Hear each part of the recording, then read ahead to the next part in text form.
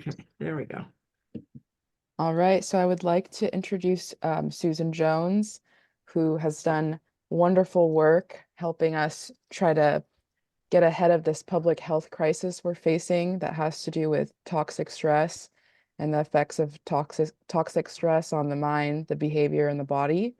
The reason why I felt that it was important to invite her over is because we care about social equity, we care about health equity, and I believe that this work is very aligned with that. And I met her in Yolo County. That's where I went to school, middle school and high school, and she's done a lot of work there. So I'm really excited to have her here. And Susan, if you could introduce yourself. Yeah, thanks, Nancy. Thanks for having me. So, would you guys like me just to dive in and start with the presentation? My first slide is actually kind of who I am. So, if it's okay, I'll go ahead and share my screen and bring up a few slides. Welcome, Lawanda. Lawanda is also a board member. Thank you, Jeannie. Hello, everyone. Hi, Lawanda. Hi, LaWanda.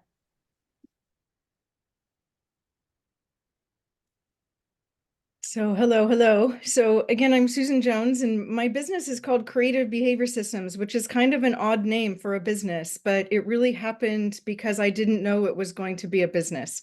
It happened because in 2011, I realized I was working for a very large school district, 78 schools, and I realized that my role of taking care of behavior and trauma and systems change, I found myself saying a lot of the same things over and over again. And so, in 2011, there's this platform that was becoming very popular called Facebook. So I literally created a Facebook page and called it Creative because a lot of what I was seeing needed to be done was really thinking outside the box, and behavior, because just about every troublesome that we have across the nation, not just in schools, is related to behavior. And then systems, because a lot of what I saw over the traditional school-based systems was actually stopping the educators from being able to do what the students actually needed in order to truly thrive. And so Creative Behavior Systems was born as a Facebook page in 2011. I had no idea it would become a full-blown consulting business, not that much later. So that's how it started. I worked in education. I actually retired early from education, and because I wanted to be able to just do consulting. I wanted to get outside of just one district at a time. So I started doing a lot of workshops and trainings, and then pretty soon I found myself working with far more than just educators. I was working with district attorneys, juvenile justice, even police, but a lot of different county, even state. Department of Social Services has had me do some trainings, and many individuals I've supported over the years. But again, it's predominantly about ACEs. The Adverse Childhood Experiences Study is really just the foundational information that came out. The study was done in the mid-90s, but it wasn't really brought out to the public's attention until close to 2014. 2015 is when it really started to be shared. So I'm going to touch a little bit here and there about the ACEs study, but I'm also going to correlate it quite a bit to what it is that I have done through the years. I've held leadership roles in county-based collaboratives called Resilient Sacramento, Resilient YOLO. I've been an ACEs trainer, and then through the years, I went continuously have been enhancing my learning and my education through many different certificates. So a lot of mindful based, a lot of system based change, a lot of health equity, a lot of trauma based and abuse, and also I'm currently actually just finishing up my practicum for something that's called somatic breath work. It's really just enhances a lot of the modalities that support calming people. So I'm going to go ahead and switch to the next slide. That's who I am. I live in Davis, California. which is in Yolo County that Nancy mentioned. And this is literally the pretense of why this work is so critical, is while I was working in schools for so many different years, what I saw is that individuals, students, as well as staff, or even sometimes parents, couldn't actually speak their truth. And what I would see over and over again, it was because they didn't have the ability to actually trust either the individuals that were in the room with them or the system that they were working in. And so this is my claim to fame right here. This is my quote: trust and truth, if one doesn't exist, neither will the other. But I'm really wanting to dive in and help you guys have a better or much grander understanding of the ACEs study. So the work that I do begins with the foundational information of what the ACEs study is about. The ACEs study was done in the mid-1990s, predominantly Caucasian, predominantly college-educated individuals. And what the doctors Felitti and Onda discovered was approximately almost 2/3 of that population had actually experienced some level of trauma in their childhood experiences. And so what this information told us was, if we have a population that's predominantly Caucasian and predominantly college educated, we still have a population that has experienced some level of trauma the majority of the time. That was the first study that came out. There's about 40 some additional studies that have come out since then, because that is not, number one, that's not a sampling of our nation. And that is not the marginalized communities and a lot of the different individuals that we really want to extend supports to. So the additional studies have actually included things like environmental toxins, racial. There's so many different outside things that are going on in environments and communities and across our entire nation that are actually extending that activated stress response. And that's essentially what trauma is. Trauma isn't more about what has happened to you, but trauma is a result of that painful experience, which often creates those life-changing circumstances. They can also be related to class. It can be related to any sort of adversity that any individual is experiencing. So as you guys know, communities are most often facing all different sorts of adversity. And just using that foundational platform to educate people more and bring that awareness forward, that this is really about all of us first, and then what we can do in order to connect with the individuals that have the highest level of need. And that's really where the systems focus comes in. We know, all of you already know that constant polarization is occurring throughout our communities and across our entire nation. This isn't obviously just about Santa Barbara. I do work across the entire nation, predominantly with schools and school districts who are looking at changing, shifting what it is that they're doing in order to do it in a more trauma-aware, trauma-informed way. So this disconnect is what happens, and what it does is it gives us more of an opportunity to put things together that teach us about our behavior, about our stress response systems, about how we can connect in better ways, as opposed to a lot of the division that is occurring across the nation. And that connection then makes us trust each other a little bit more, and it decreases that disconnection, obviously, misunderstandings, and just the division that we're seeing across the nation. And oftentimes it's that division that leads to, typically can lead to very violent outcomes. So a lot of these experiences obviously have that lasting adverse effects on an individual's health and behavior, but also individuals' overall well-being. We see skyrocketing amounts of anxiety, depression, all of those different things are happening for so many people. Let's see what else. So teaching the impacts, again, back to that foundational information of using the ACEs study and showing that trauma is actually a public health crisis. Nancy shared with me the intentions and the high levels of support and the awareness building and the problems that are interconnected with the communities that SBCAN is interested in doing. And I thought, just what a great group to actually partner with. So that's really the reason why I'm here today, is thankfully because of Nancy and mine's conversation. So this was a lot of information that I just kind of went over, but detailing what it looks like in action is essentially what it is that I focused most on. I like to do a trainer of trainer, because a trainer of trainer with organizations obviously increases the sustainability tenfold as much as possible, but also asking for not the individuals to do something different. I always bring this work forward as, let's look at what you're already doing and how can we shift it in order to make it a more trauma healing environment for really anyone. And so again, that's the reason why I put this trust and truth on my slide, because that's my, again, my claim to fame, trust and truth. If one doesn't exist, neither does the other.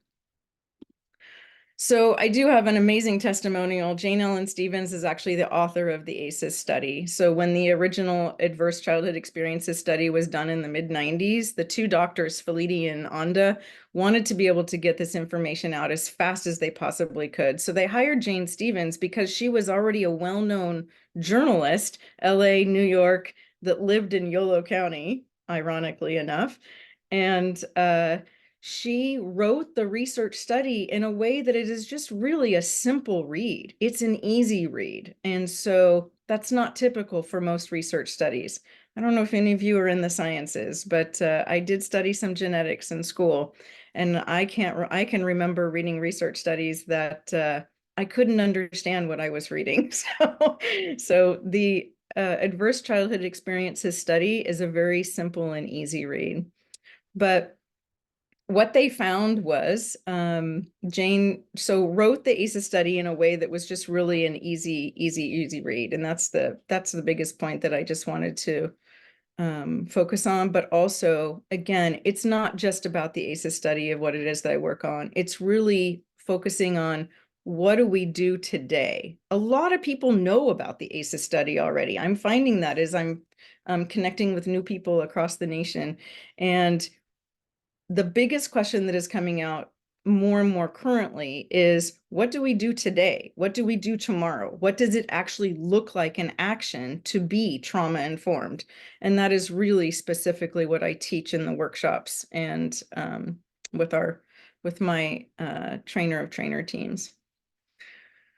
So effects of ACEs on health, economic, and social equity. Children from all races, ethnicities, socioeconomic levels experience ACEs. Everybody experiences some form of ACEs, or I should say, almost everybody has experienced some form of adversity in childhood.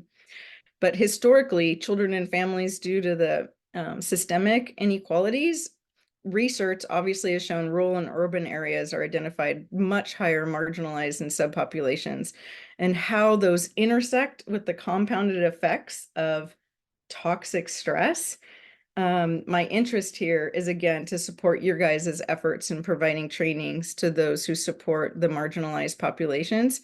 So I would be supporting the organizations, the schools, or whoever it is that is supporting the marginalized populations. This is actually where I wanted to share with you. I don't know if anybody knows who Dr. Dan Siegel is, but he created a hand model that is a wonderful thing to use with children, but it's also a great thing to use with a lot of adults. So I'm just going to quickly go over the thumb folded inside your fingers. The thumb is your amygdala, and the prefrontal cortex, your executive functions, are your fingers. So when you're living, and each of you actually has your executive functions is fully functioning. It's your planning, your organization, you're attending right here, and you're probably also thinking about what might be coming next, or what's coming next in this presentation, or what's coming tonight or this weekend, what you might be doing, or your grocery list. That's your executive functions fully functioning. This is your amygdala. Your amygdala is your emotional driver, and your A lot of times people will say your amygdala is hijacked, or your heightened stress level, your lid is, Dr. Dan Siegel says your lid is flipped. So what this means is toxic stress, people who are living in high levels of stress and adversity, most often their executive functions are not fully functioning or not functioning well. And a lot of times this impacts how we connect, how we communicate, how it is that we perceive ourselves actually in the systems and the work that it is that we do. So again, a lot of this information is just really important for people to just understand how it is our brains and our bodies function when we're feeling stressed out. I have a couple of minute video I just want to share with you, and here we go.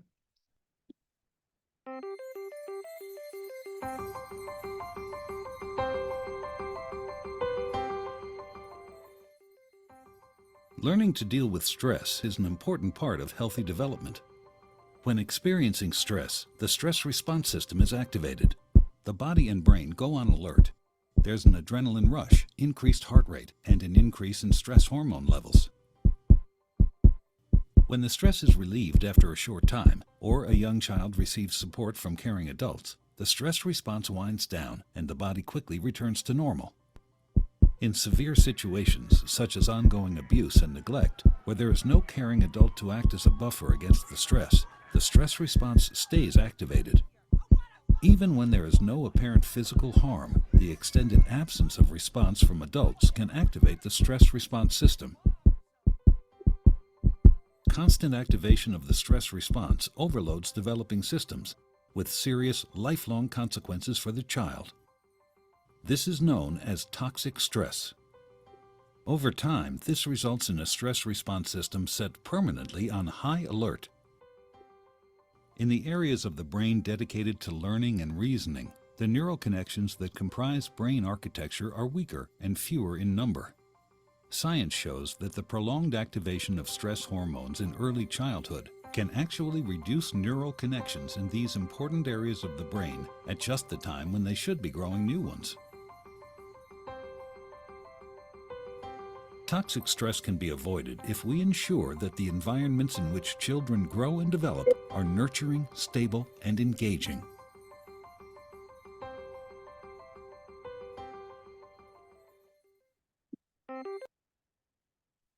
So essentially, toxic stress is, in fact, a public health crisis, and the impacts are not only for those that live with some level of adversity, but the correlation between health and outcomes and systemic change begins with each one of our individual awareness. Once we have the tools to better understand our own stress response systems, only then can we begin to create what's called truly trauma-aware environments, really for anyone. A few people that I've worked with, I just wanted to share: the California Department of Social Services, Sacramento County Juvenile Justice, district attorneys, a few other counties, Twin Rivers Police Department, and many, many different schools and school districts across the nation. I wanted to share this because it really just shows you that it doesn't really matter who the organization is. I've worked with nonprofits, I've worked with nurses, I've worked with clinical care providers, really just anyone who is in the helping field is really my best clients, so to speak. So possibilities in connecting with you guys and myself is being able to just really help spread that awareness. First and foremost, about what ACEs is, what is toxic stress, and how common it truly is, how it impacts our thinking, our communicating, our ability to connect, or our drive to disconnect. Many people that have lived in a toxic stress or a high stress life or life experiences are often used to having things chaotic. And so even each one of us can actually think of someone that we might know who I call the sparklers. They might just kind of throw a spark out here and there and stir things up in order to create some drama. And actually what that is when their life starts to feel calm and things start to settle down, they do something in order to cause some felt sense of chaos, because really having their lid a little bit flipped actually feels most comfortable and most normal to them. And so combining that sort of learning along with many other things that I don't have time to go over in a 20-minute window, but really connecting that to the urgent need of, this is a public health crisis. We have division across this nation and just about in every community. It affects everybody, and it also really supports learning in connection, which touches on diversity, equity, and inclusion. And so we hope to start, I hope to start, or we hope to start, I would like to see us start servicing leadership in communities that may not even have opportunities for funding. But again, that isn't where this service will stop, because the reality again is there isn't very many people around us that haven't been affected by some level of adverse childhood experience and are not actually and impacted by health or behavior. So to understand one another better, to be able to cohabitate, collaborate, and obviously with much more cohesion than we see across our nation. So really just, I'm trying to think, is there anything else that that I should go over? What about, what does it actually looks like? My work actually looks like most organizations, schools, or groups do want the full training, which can be done in like 6 to 8 hours work.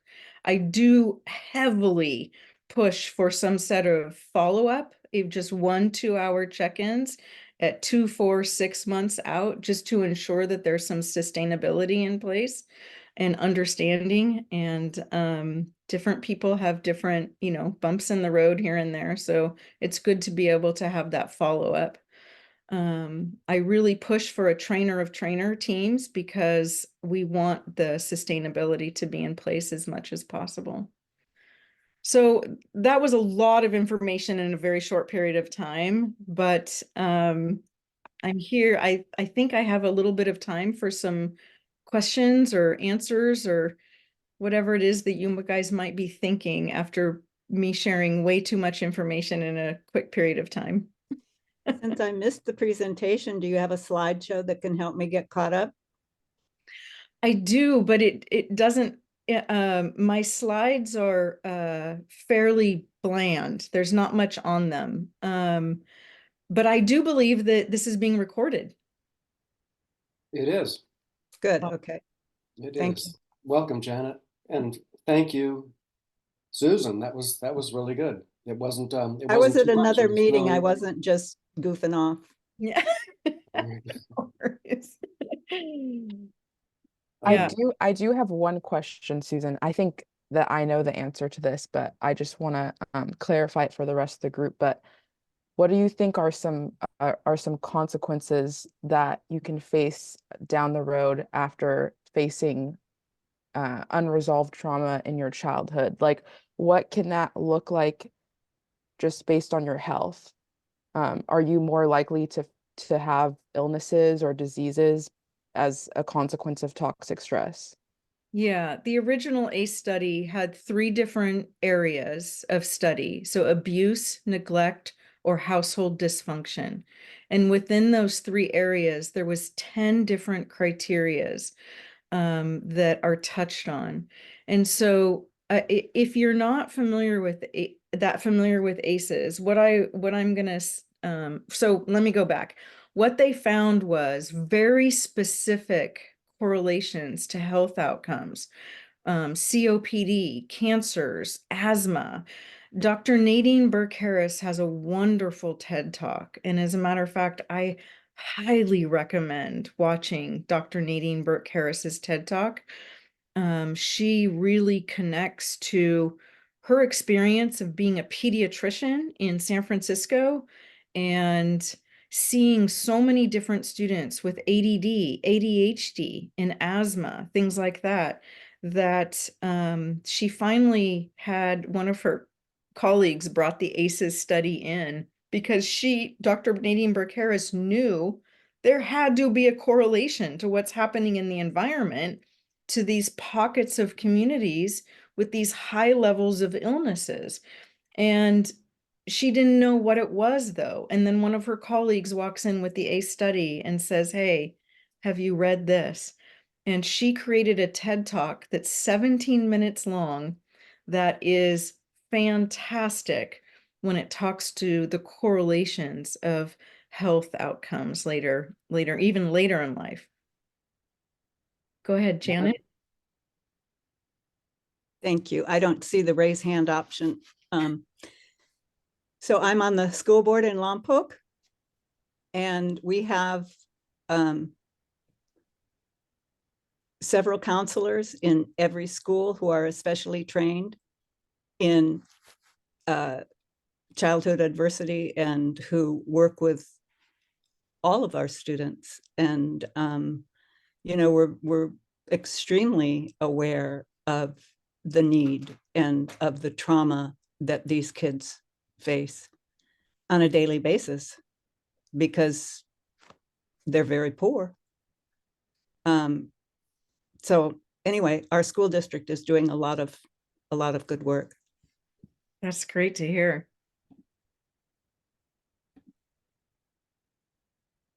I think Lawanda has something to say as well. Yeah, so I just wanted to add that C4 Lompoc, they actually received a racial equity grant from the county and the Fund for Santa Barbara to do work around ACEs.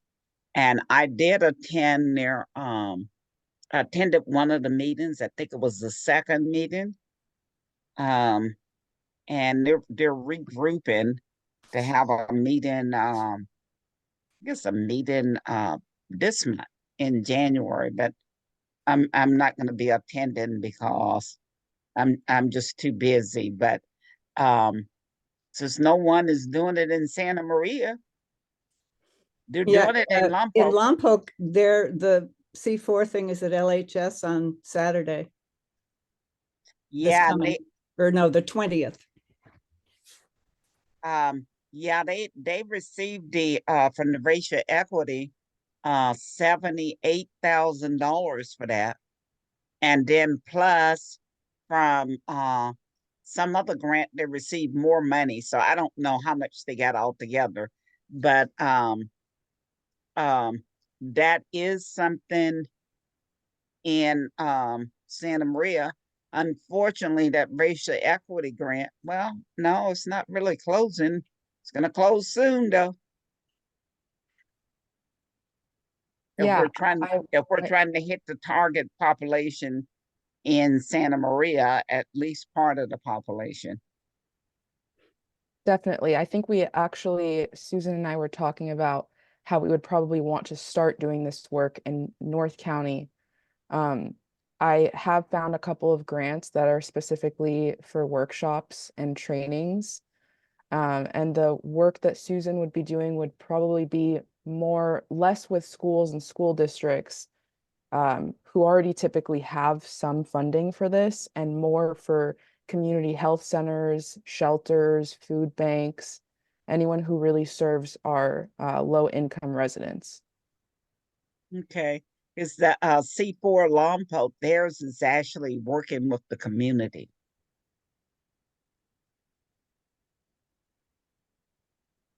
But thank you for the information, Susan. I'm going to listen to again. Some of it I knew, some of it I didn't, but I definitely agree with the amygdala and the stress thing because I recognize that I get that sometimes. So, yeah.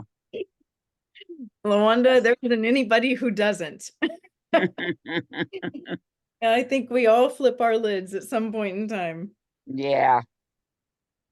Okay, so anybody have anything else for me? Otherwise, I'm going to let you guys carry on with your meeting tonight. All right. Thanks, Nancy, for connecting us. And I wish each of you well. And thanks for sharing. Thanks for giving me the time. Thank you, Susan. Thank you, Susan. Take Thank care. you. Thanks, Susan. Thanks. Thanks so much. So do we want to discuss this and whether we want to make a recommendation to SBCAN board that we do something with this, and what would that look like? I Janet? think I'm going to leave and watch the video so that I know what we're talking about. Yeah, Can I maybe do that? maybe we could talk a little bit more about that, because when I was trying to get you to be able to sign in, I missed part of the video too. So I'd like to know more about just how that would look if we were to get a grant. I can answer some questions as well. I've had a couple of meetings with Susan, but the workshops would be 6 to 8 hours, and leadership at organizations would decide if they want to split those workshops into 1 or 2 days. And it can be, the rate is going to be based on how many attendees, but also how many organizations will be there. There's a cap of 250 attendees for her workshops, and we do have somewhere around 350 employees already who are already interested in accepting these services. They're from the Santa Barbara County Food Bank. We have some at Good Sam's Shelter, some at People Self-Help Housing. So those are just a couple of organizations that are interested. And then they can be on Zoom, which would take away some expense. They can also be in person. And like she said, she recommends somewhat of a follow-up after, just to ensure sustainability and to make sure that the work's going to continue without her. But Nancy, she referred to it as a train the trainer model that she would be doing. So in Yes. other words, what she would be doing for 6 to 8 hours would be to train the trainer on how to identify ACEs. Is that correct? Yeah, so she would be training the leadership, the staff, the volunteers at these organizations that already serve the public.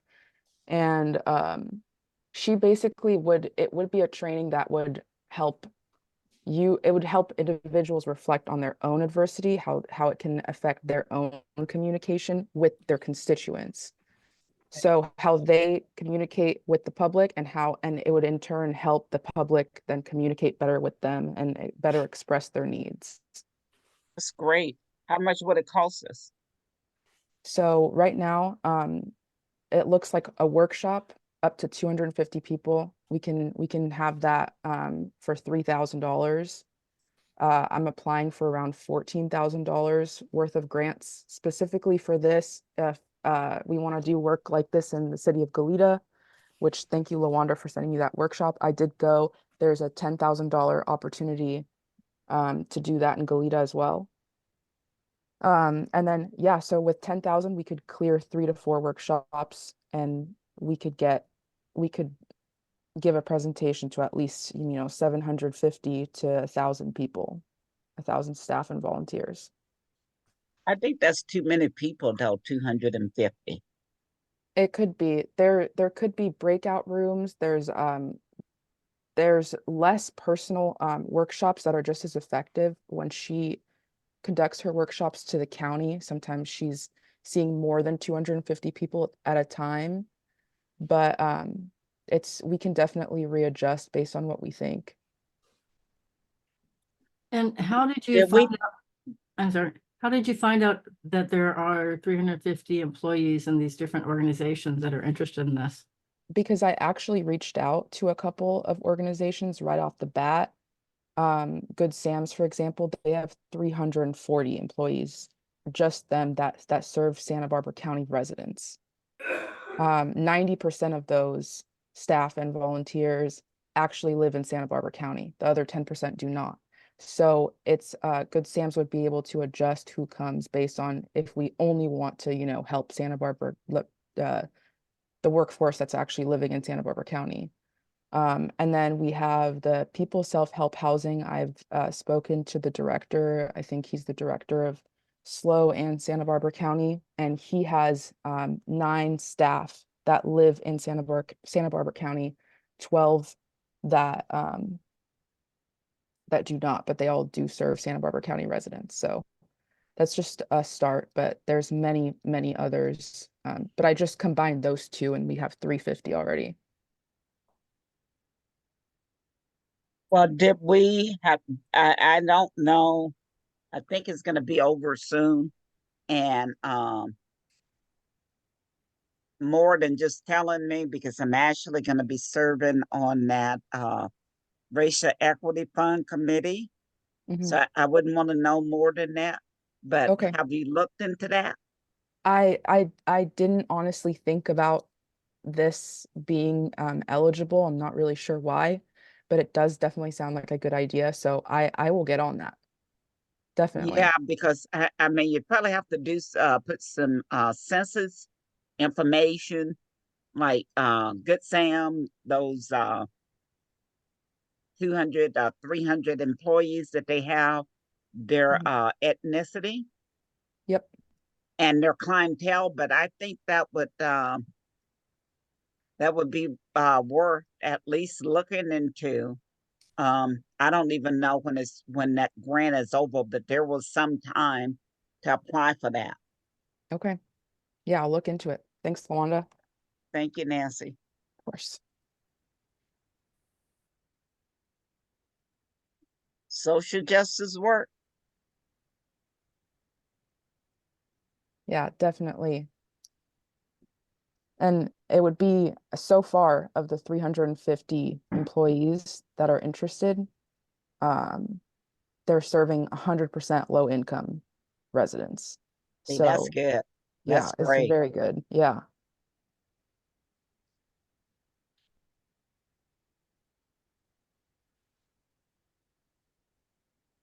So Janet, yeah, have you been attending the one in Lompoc with C4?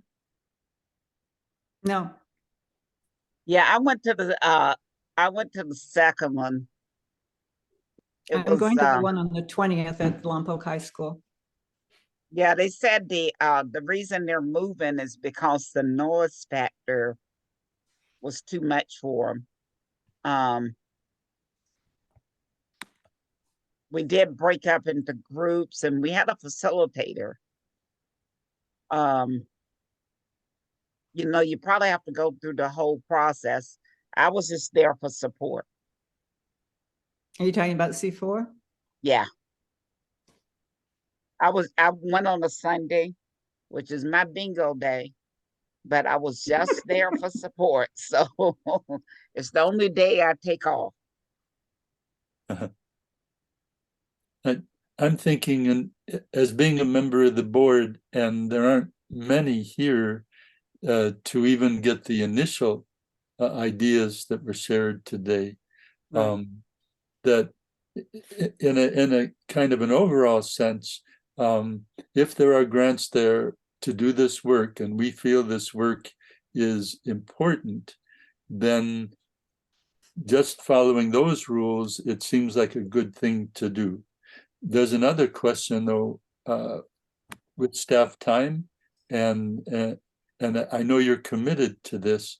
That it'll be Jeannie and Ken who know, in terms of the use of your time, if this falls into a compartment that you can do while you're doing the other things that are on your plate.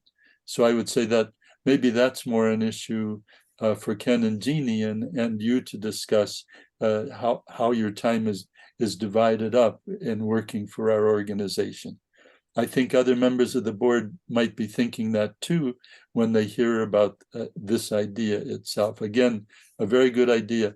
If the money's out there and grants can be written and money can be raised to do it, great. But there's that other practical part of it that I think the board would have to be comfortable with. Well, and we would have to present this to the whole board, of course. Right. And And I'm raising that just so that that's an issue that's already decided among staff, that they can answer that question right away. That you have this much time for organizing events, this much time for grant writing in these other areas. And yes, indeed, you do have enough time to focus on this and the rest of your areas of focus. That's all I was saying. Yeah, absolutely. And I appreciate you elevating that, because we do only have so much capacity, obviously, but this type of work, because it is so desired right now, because toxic stress and ACEs is becoming so popular, I don't think it'll be hard to find people to give these workshops to, because of the desire that's already there. I believe that almost half the work is done. Of course, I know that we need to present this to the board, and I'm really excited to do that. But a lot of these grants that I'm looking to apply for, they're all due late January. So if I can move forward with submitting these applications, I really truly think that 75% of the work is done. And it has not taken me a long time to look into these grants and start applying. I think that we qualify for them so perfectly that I'm scared to let this go, because they're going to get busy. The people who are trained to give these workshops, they're going to get really busy, and I don't know if they'll have time to really focus on the community that we're looking to serve. So that's just something I want everyone to keep in mind as we keep moving along. So hopefully it works out. But I totally get it. I understand we don't want to focus too much of our time on this, because we're looking at different issues here. And so again, We also are doing social justice work, which is the reason that I joined SBCAN, is because not only do we do environmental and climate, but we also were a social justice nonprofit organization. And that being said, sometimes we got to step up to the plate. No one else. I mean, this is a hot button issue right now. And since no one is at stepping up to the plate, I think that Ashley is brilliant to step up to the plate right now and get the ball rolling before others get out there and do it, because it's going to eventually catch on. When I was at the Board of Supervisors meeting right before the Christmas break, and they talked about the racial equity fund, and one of the first things they said, well, we awarded that grant money to C4 Lompoc, and they're going to be doing adverse childhood experience. Yeah, I want to call it trauma, but they call it experience. And that was like, I saw the board, I could look at them and tell how they responded to that. And so, yeah, I really do think that this is something that we should definitely consider. And if Nancy, Ken, and Jeannie, if you guys have the capacity, I think we should go for it. I do too. So Nancy has a lot of capacity, and she's got a lot of great ideas. And so let me tell you one is, so we've been trying to raise money for our fundraisers, right? And so we figure out who we're going to honor at our North County Awards dinner, and then we write to people and try to get them to donate. Well, Nancy's already got $500 from one before the end of last year, because she's ascertained that a lot of the banks and other foundations, they want to make their commitments early. So they don't need to know who we're going to honor or what the date is. They need to know that we need their support. So we've got one already, and there's more coming in. And so, I mean, Nancy's like all over this stuff. And so this is, I think this is great. I've never heard of adverse childhood experience before. I know I have experienced it, and I've probably dealt it on my son and so forth, but it's this is, I think it's good. I think we should, I think we have a board meeting coming up, and we'll have an item on the board agenda, and Nancy will present it, and hopefully the board would approve going forward. But does that give Nancy enough time? When is the board meeting and when are the deadlines for the grant? That's what I'm hearing. Nancy saying by the end of January, all these grants have to be in.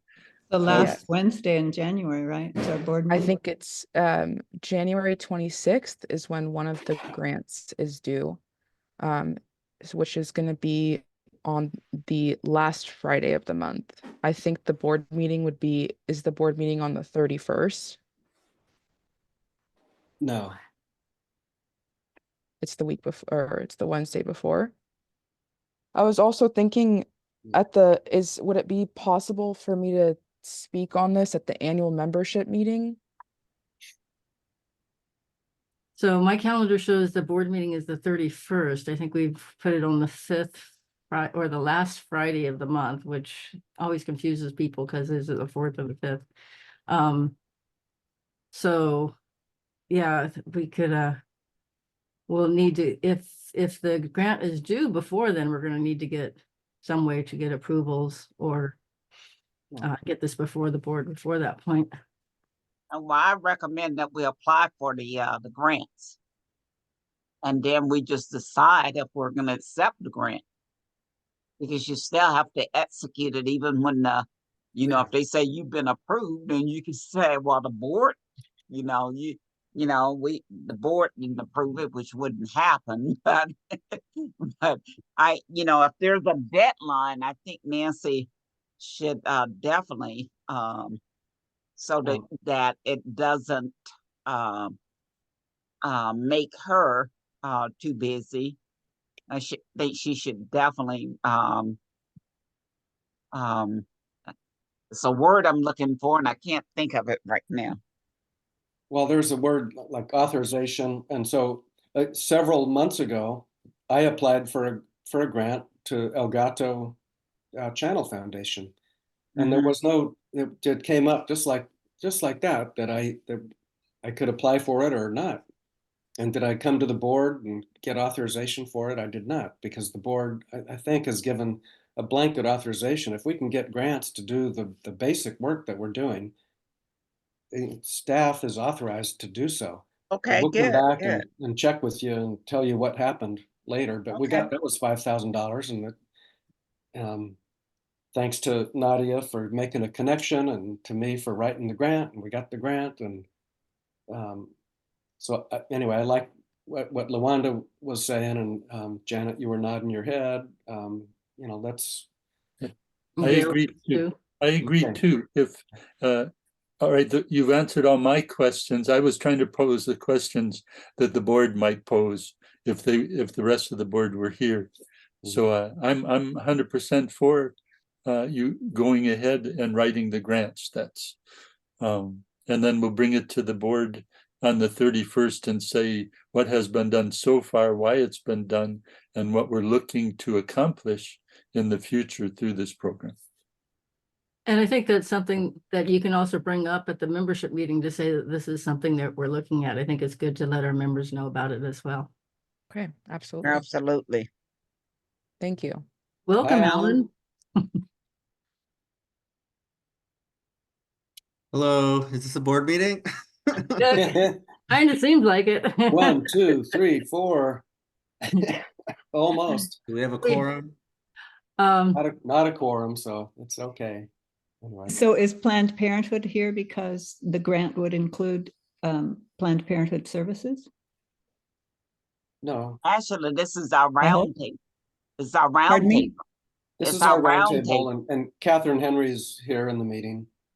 Yeah, Catherine. I just haven't been able to make it for a while, but yeah, no, We're glad you're here. Yeah, unfortunately, we didn't advertise this roundtable very much in advance because we were so busy with the holidays and being sick. So I think that's why we don't have a lot more people attending. But I did put out something specially to the board members because this is something that we wanted to take before the board. So I'm really glad that we have 4 board members here today. And Catherine, perhaps your organization would be interested in this project or getting this training. So perhaps you could let us know what you think about it, and or if you want to talk to your organization about it and get back to us later, that'd be great.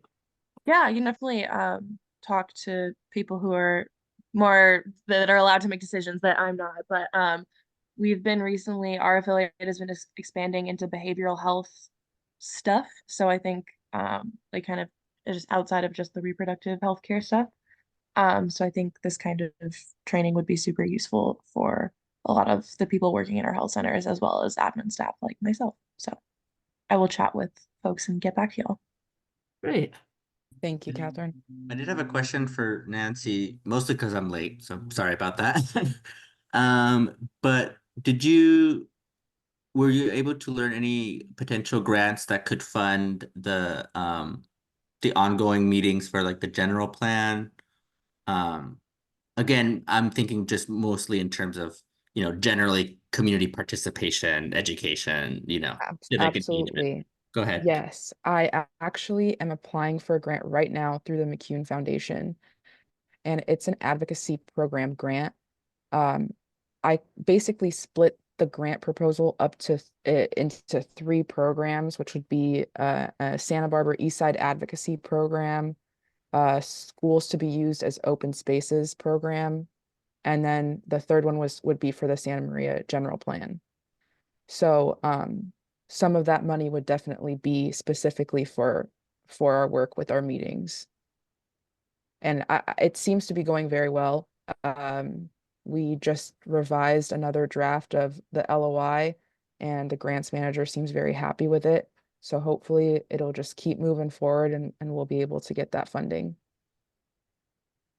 Well, great work, Nancy. I know you've been asking the board a lot of questions and surveys just to make sure that we are involved. And just speaking in terms of CEC, my day job, we would also definitely be interested in supporting future grant writing to support that project. So if we wanted to partner on that, I'm assuming this one is specific to SBCAN, but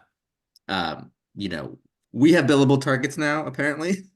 And so definitely making any work that, has pretty much just been open time or unbillable time, we're really interested in applying for grants. And again, SBCAN has led a lot of that work. So I just thank you for looking. If there's other grants that maybe are a little beyond your capacity in terms of work, like definitely let me know. I feel like those would be something that CEC could maybe step in and also help out. That would be great, Alan. I think it'd be useful for us to definitely have a meeting and talk through a couple of different options. Yeah. Okay. I'm not going to steer the conversation away, but I did want to ask at a later point, maybe the not with my CEC hat on, but the legal concerns that have been happening in Santa Maria and kind of what can and what other people what would be feasible. Again, I know SBCAN has more experience in that department, but that's really like a big knowledge gap on my end. Okay, I took up too much time. Thank you, Nancy. Thanks, Alan. Nancy, I am so impressed with your work. Thank you so much. Oh, thank you. We are so lucky to have you. Oh my goodness. Oh, yes. Oh, I feel so lucky. I'm just glad that my ambition isn't running out and that I'm just like still so excited to do this work. Just feels really fulfilling. We're so excited because every time we turn around, Nancy's got a new idea, and we're just like, yeah, great. And she's got the energy, she's got the time. She actually would like to work more hours than we allocated for her. So if we get more grants to pay for her to do more hours, we'd be really happy to do that. So it's just been working out wonderfully.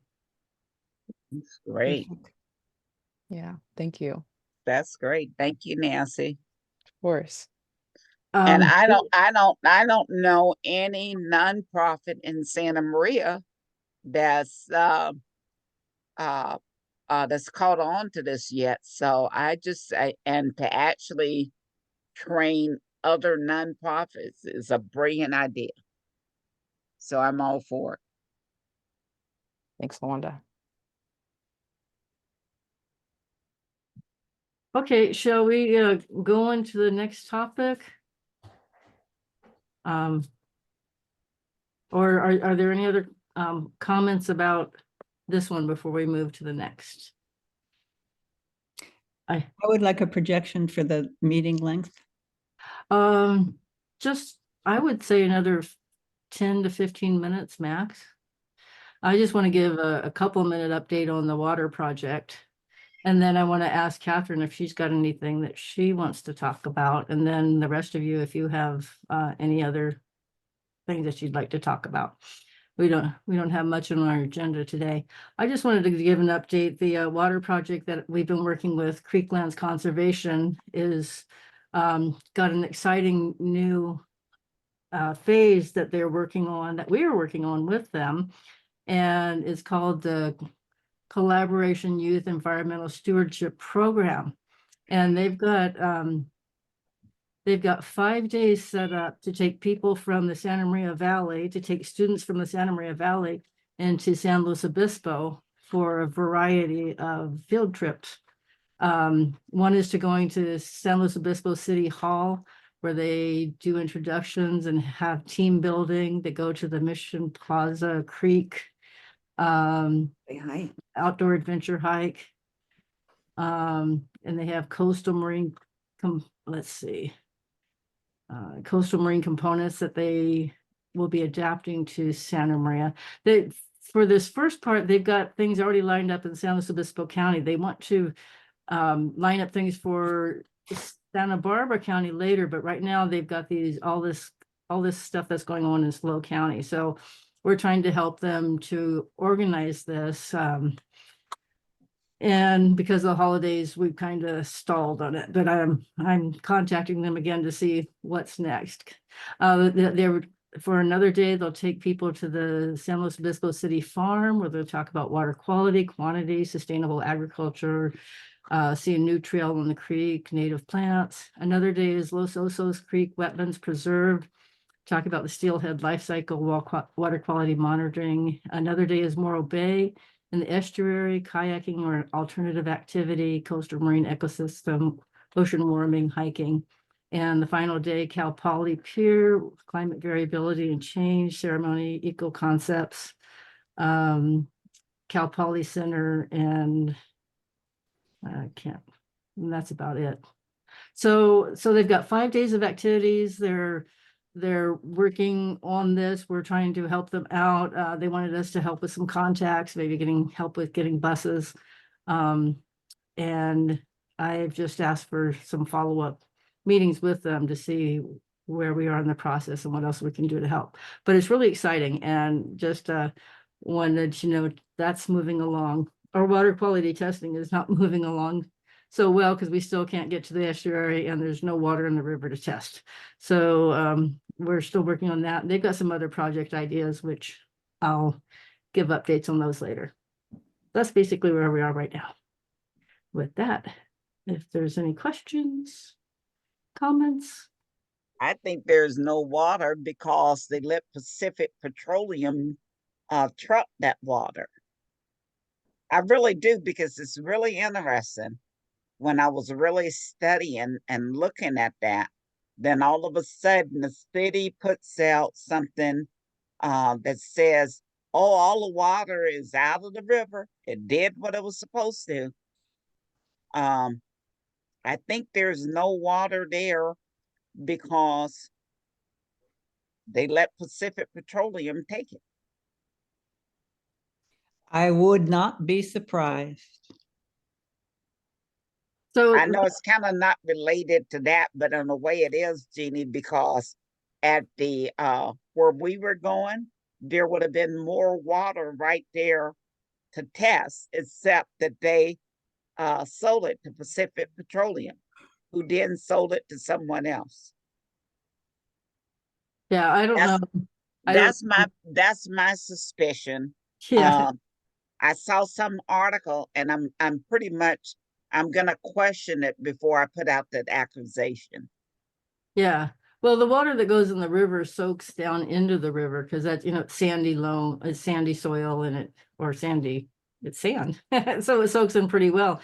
But I think you've got an interesting issue that we could look into. And, you and I are both involved with League of Women Voters, and we're supposed to be doing a study that Virginia Souza told me about. So we need to meet, and she's got somebody who can help us to direct us on how we do these studies and where we go with that. So maybe that's something we'll look at under that study. Maybe you know more about it than me, because you've probably been involved with the league more than I have and have done studies Well, with them. you But just let me know when. I'm just trying to get through MLK right now, which Sunday I'll be done. yeah, And then, then I'll move on to the next thing. But yeah, just let me know. But I'm really interested in that because I think there's more to that. yeah. Yeah, I think that's interesting. I think thing that's going on, we should find out more about it too. So, well, that's